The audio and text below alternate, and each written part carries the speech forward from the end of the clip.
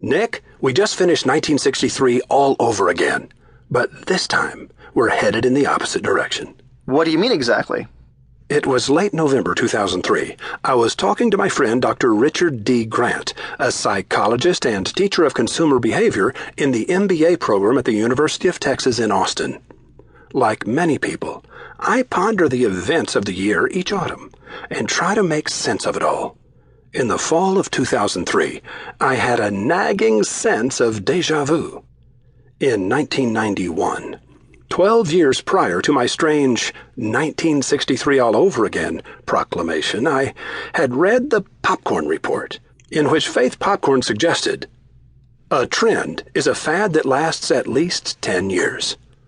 As those next 10 years progressed, the accuracy of her predictions continued to amaze me. Faith Popcorn's forecasts evolved exactly as she said they would. When you read the Popcorn Report today, her predictions seem fairly obvious. This is due to what Harvard Business School calls the curse of knowledge. You can't imagine not knowing what you know. But if you had read that book in 1991, as I did, those predictions were gutsy, audacious, and profoundly insightful.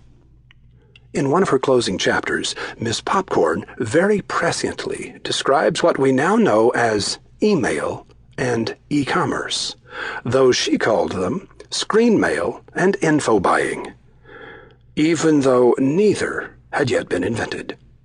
When she coined those words, the average American was completely unaware of connectivity.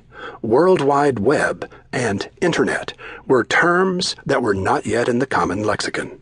It would be another 2 years before the average person would begin hearing rumblings about a soon-to-come information superhighway. Even the most forward-thinking technologists weren't anticipating search engines. In the minds of most people, Faith's claims of screen mail and info buying made her sound like a raving nut. But she was right. I saw these things come to pass. You did too. Solomon's writings in Ecclesiastes and the accuracy of Faith Popcorn's predictions caused me to become sensitive to patterns of events over long periods of time, leading finally to my own November 2003 realization of society's 40-year pendulum. When I explained my theory to Dr. Grant, he pointed me to Generations, the History of America's Future, 1584 to 2069, by William Strauss and Neil Howe. That book gave me the data that showed me I was on solid ground. Strauss and Howe described 4 generations, each of which lasts about 20 years. The pattern is 1. Idealist, followed by 2. Reactive, followed by 3. Civic, followed by 4. Adaptive, then back to Idealist. However, I was deeply frustrated as I read Generations because I didn't see 4 generations of 20 years each as Strauss and Howe did. I saw 2 generations of 40 years each. Finally, a few hundred pages into the book, Strauss and Howe described the Idealist and the Civic generations as dominant, and the Reactive and Adaptive generations as recessive. That was the moment I began to stitch our 2 theories together. The dominant 20-year periods mark the upswing of a pendulum, and the recessive 20-year periods mark its downswing as the values that push the pendulum upward begin to run out of steam. Society hungers for individuality and freedom during the upswing of a me. Nothing wrong with that. But we always take a good thing too far.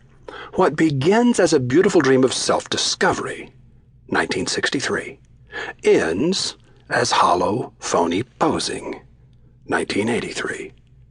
And then, from the heady heights of those glittering disco lights, our desires drift quietly back to earth, feather-like, toward what we left behind, working together for the common good. 2 weeks later, I sent the following Monday morning memo to 14,000 subscribers. 1963 all over again. The Monday morning memo for December 15th, 2003.